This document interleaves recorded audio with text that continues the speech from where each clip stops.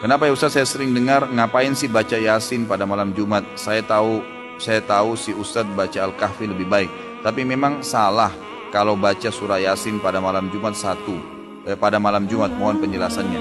Bukan salah kalau seandainya Anda kebetulan baca dari Al-Baqarah sampai akhir perintah surah Yasin, atau Anda memang lagi pengen baca-baca surah Yasin pada saat itu.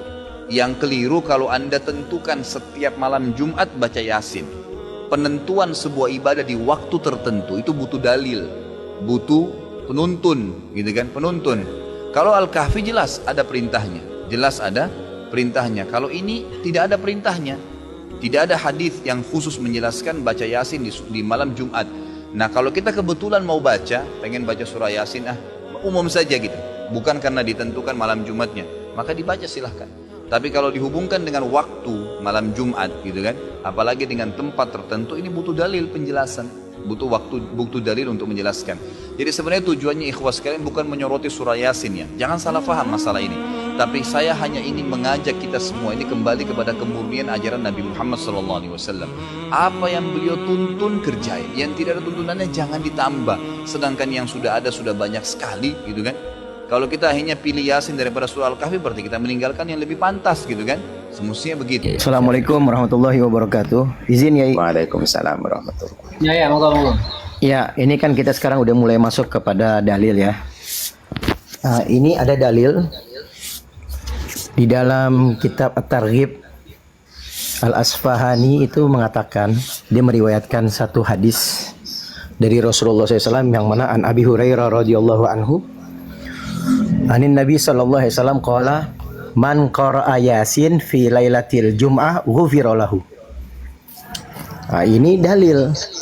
Ada dalil tegas, jelas, sorry. Ya, tidak berarti yang macam-macam atau berarti lebih daripada 2 tafsir atau 3 tafsir. Ini jelas, sorry. Barang siapa, kata baginda Rasulullah SAW, yang membaca surah Yasin malam Jumat, maka dia diampuni dosanya. Nah, ini dalam kitab Targhib ada riwayat Abi Hurairah.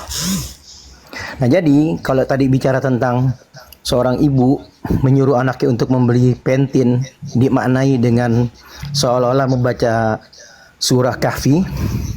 Ada lagi ibu menyuruh juga anaknya membeli sampo clear, itu kita bisa maknai ya, atau kita sinonimkan dengan perintah membaca atau anjuran membaca surah Yasin di malam Jumat, ghufira lahu.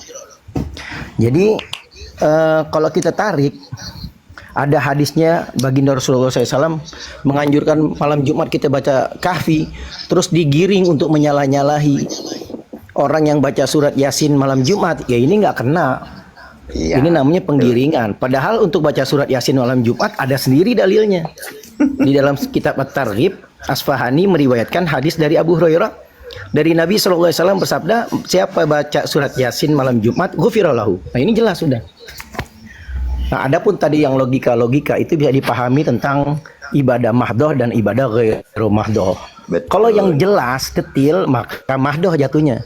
Tapi kalau yang bebas-bebas aja disuruh beli sampo apa aja mereknya, nah itu ibadah yang ghairu mahdoh, yang tidak dicontohkan detail bagaimana dan kapan waktunya saja. Jadi bebas kapan waktunya dan bagaimana dan berapa banyaknya. Kira-kira begitu. Terima kasih. Nggih, leres jenengan Ustaz. Nggih. Alhamdulillah sudah ada dalil. Walaupun kita boleh berdebat tentang bahwa tidaknya tersebut ya, gitu. Tapi di luar dari itu, contoh yang saya berikan bahwa malam Jumat itu ada Yasin dan Al-Kahfi, itu banyak amalan lain seperti yang di awal sudah disampaikan, misalnya kayak maulid kayak gitu. Itu kan kalau dikaitkan ke analogi yang saya bilang tadi, contoh saja akan banyak sesuatu yang janggal kayak gitu kalau saya pribadi ya, terutama tentang pengkhususannya itu. Nah, Yai boleh saya bertanya?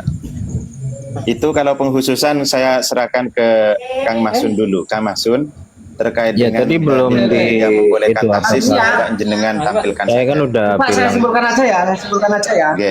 Saya simpulkan Bahwa aja. taksis itu boleh gitu loh. Yang pertama begini Pak, yang pertama begini. tanggal dah.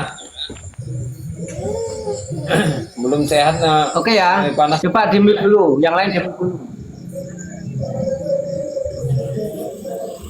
Sudah. Oke ya, jadi begini. Yang pertama, bahwa anjuran terkait membaca surat Yasin di malam Jumat itu ada. Ya itu ada. Tadi yang sudah dibacakan oleh Habib Hadi tadi. Termasuk memang itu di HR Abu Dawud. HR Abu Dawud itu juga man qoro surat Yasin wa sofat lailatul Jumat atau Allah su'alahu. Nah itu HR Abu Dawud. Nah itu yang pertama. Yang kedua, terkait fadilah surat Yasin, keterangannya itu sangat banyak. Ya, keterangannya sangat banyak, termasuk keistimewaan surat Yasin. Termasuk man qoro'a Yasin filailatin ibtigho awajillahi gufirullahu fitilkal lailah. Ini adalah keutamaan surat Yasin. Tadi ada hadis yang spesifik malam Jumat, ada dalil umum juga menyangkut surat Yasin. Dan tidak hanya 1-2, dalilnya sangat banyak. Termasuk hadis yang mengatakan iqra'u Yasin ala mautakum. Bacalah surat Yasin untuk ahli kuburmu atau untuk orang yang meninggal.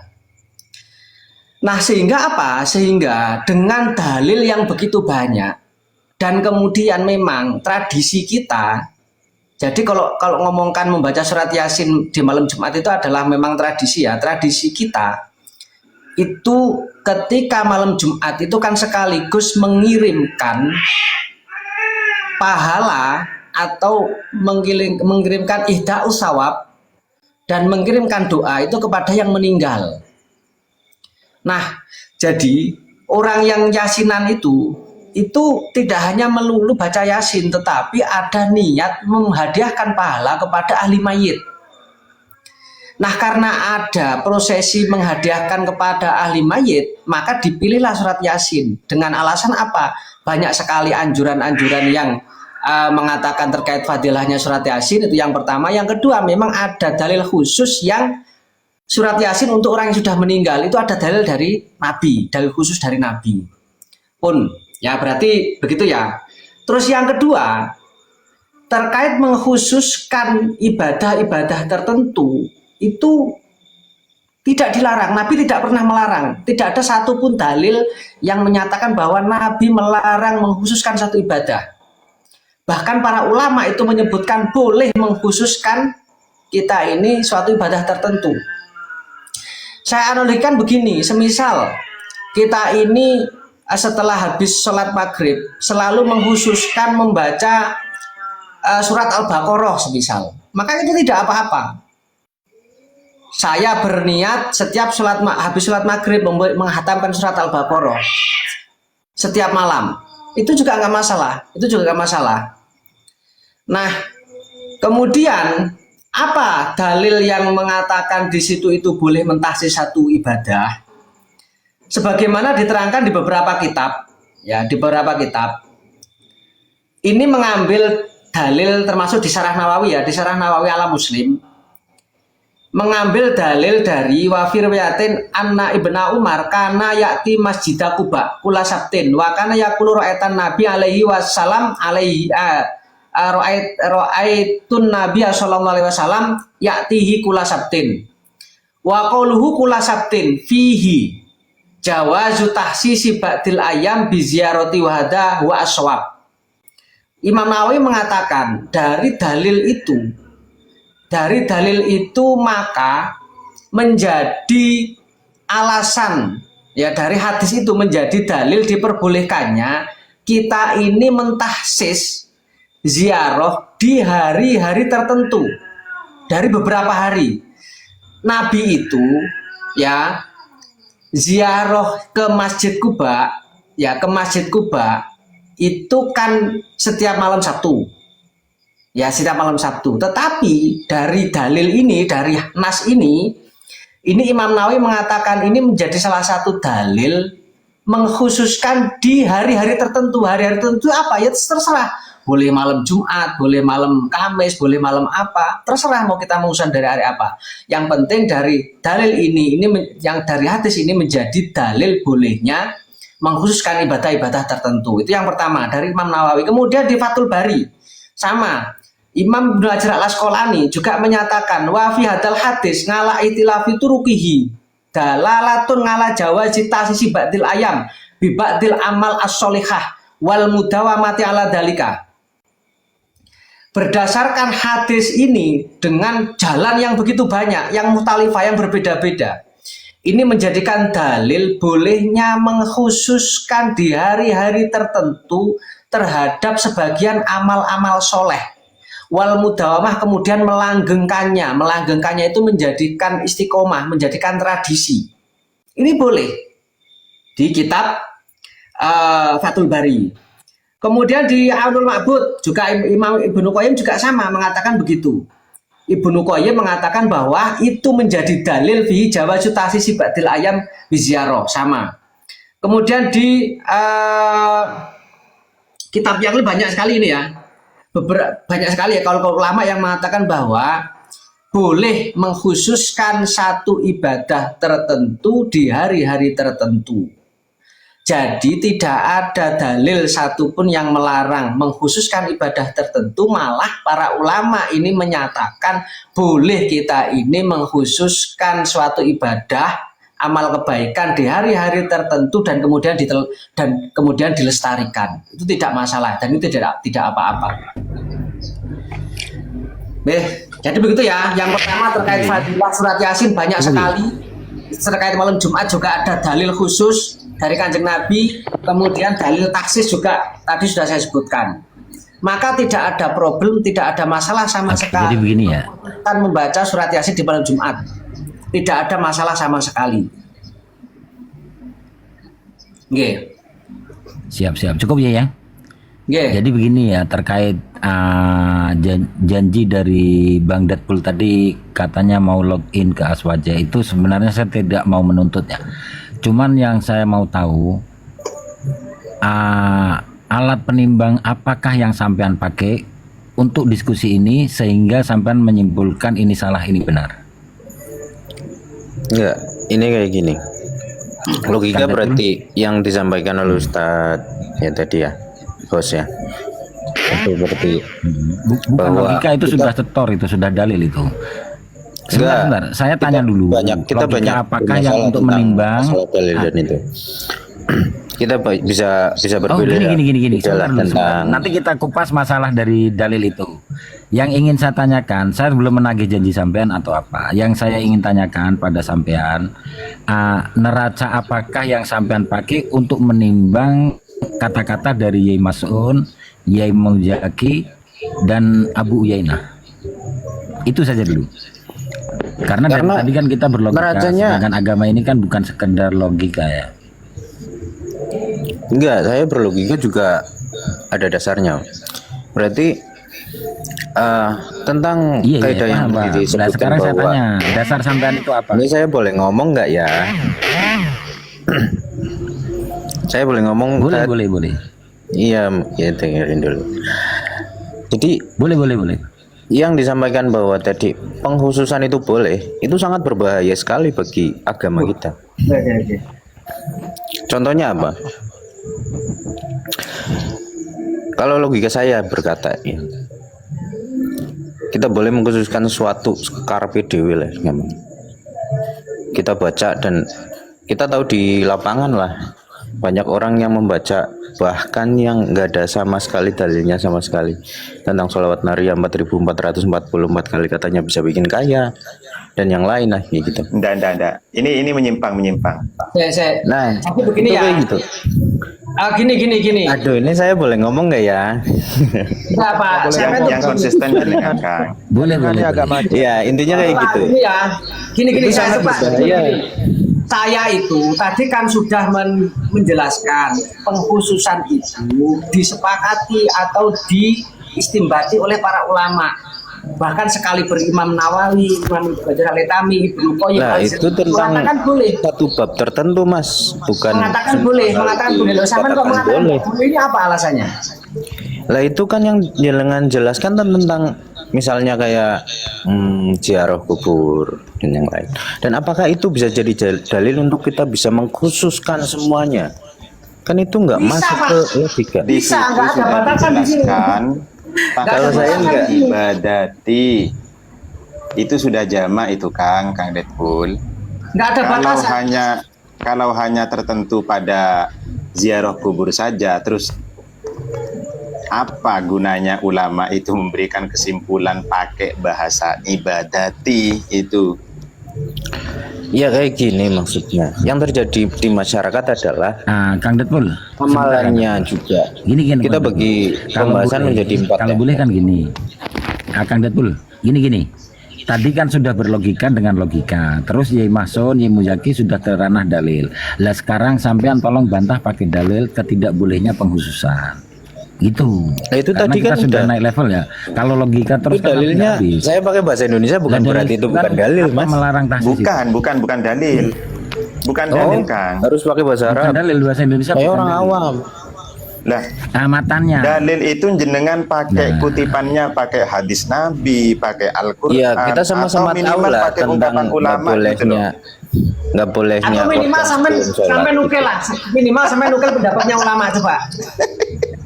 Is minimal Pendapat ulama minimal. bukan dalil, Mas. Minimal sampai nukel. Wah, nggak bisa. Ulamanya YouTube. Pendapat ulama bukan dalil, kalau kita harus setiap orang sepakat ngomong, harusnya. kalau setiap orang ngomong dianggap dalil, kalau setiap orang ngomong dianggap dalil, wah ya rusak Pak agama ini. Oke, Kang. Lah ya Jadi kalau begini, Kang. pengkhususan semua dibilang boleh ya bakal Enggak. gimana nanti? Mas Masa Deadpool. berkuda Nabi aja kalau kayak gitu. Mas Deadpool, Dalilnya jelas loh. jenengan sebutkan Nabi kan diperintah dalil dikhusus. mengkhususkan itu tidak diperbolehkan, itu di mana dalilnya? Lah itu tadi kan udah tak bilangin bahwa Yang ada mana, seorang yang mana? sahabat kurban sebelum sholat Id. Lah itu Nggak bukan boleh sama mengkhususkan Nabi. Kang, itu karena menyalahi waktu yang ditentukan oleh Sama aja, Mas. Loh, bukan sama. Mas Ustadz. Gini Bukan loh, Pak. sama Kang Deadpool. Sama Nah, tadi kan gini Pak, tadi kan sudah disebutkan, kalau sholat itu nggak boleh sholat subuh lebih dari 3 rakaat, lebih dari 2 rakaat. Apa? Karena itu ibadah tahsis, mahsus. Nah, kurban juga sama, mahsus.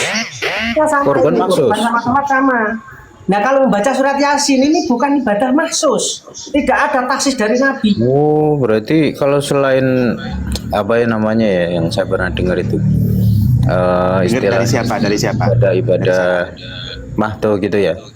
Dari siapa? Dengernya dari siapa jenengan? Dari jenengan kan tadi ibadah mahto namanya. Katanya pernah dengar dari siapa? Dari siapa apanya? Enggak, jenengan dengernya dari siapa? Ya ibadah mahsus sama ibadah bebas gitu Oke. kan. Berarti memang dibedakan. Pak, sekarang saya tanya begini. Imam Syafi'i itu setiap malam Ramadan, setiap malam Ramadan itu selalu menghatamkan Quran. alot betulnya dia.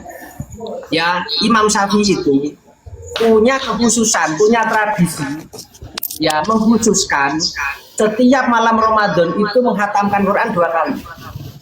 Coba, itu menurut sampean itu salah nggak? Ya diajarkan nggak sama kita? Kita melakukannya. Imam Syafi'i melakukan itu. Lah itu Dikhususkan. perbedaannya. Ini Oke, nama berarti Kang Masun ya. Coba. Berarti yang dilarang itu mengkhususkan yang diajarkan begitu ya? mengkhususkan dan diajarkan dan dikasih nggak apa-apa. dikasih keutamaan tertentu lah itu yang bermasalah.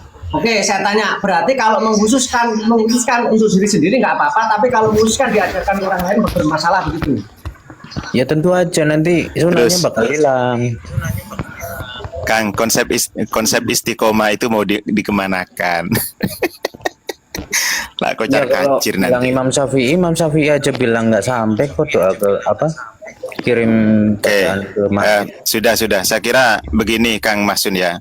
Ya Kak Saya Arif. kira ini sudah selesai persoalan. Ini hanya butuh hidayah saja sebenarnya. Bukan butuh dalil, Ini bukan kan butuh saya kalau pemahaman, hanya jawaban butuh jenengan hidayah. sama memuaskan saya Terus ya kayak gitu. sebentar Kang. Jadi memang Soalnya ya kita saya diskusi masih juga dengan membantah. orang-orang Salafi Wahabi. Mulai dulu ya tidak pernah ada dalil yang disampaikan oleh dia, hanya pakai logika. Saya kira itu sudah tidak butuh dikasih dalil lagi. Jadi taksis itu sudah jelas diperbolehkan. Padahal Logika saya buat melogikakan suatu dalil itu lebih bahaya. menjadi sumber hukum, Mbak. Mencetuskan hukum berdasarkan otaknya sendiri, berdasarkan logikanya sendiri. Ya, Itu enggak ancam gitu logika. saya. Tetap saya itu dapat Naudzubillah min dalik ya, kita itu masuk hati karena kayak begitu. Ini makanya saya tadi bilang awal-awal itu saya bilang. Ini Sebentar. dengan semua itu saya enggak sih sama Nabi. Ya Surya. Ini Sebentar, kita nggak perlu Iya. kita nggak perlu untuk sampai dia mengakui bahwa dia menerima kita punya jawaban-jawaban. Yang penting kita sudah menjawab dan kita rasa sudah cukup, ya udah. Sedapun dia mau nerima atau nggak nerima itu tergantung dari Iya. bawaan dia. Kalau emang awalnya emang dia kagak mau nerima, dikasih satu dalil, satu Al-Quran lagi nggak bakal diterima. Oke. Anda rasa udah cukup saja, kita udah menjawab, yang penting udah. Siap. Saya simpulkan Kang Surya. Jadi begini ya.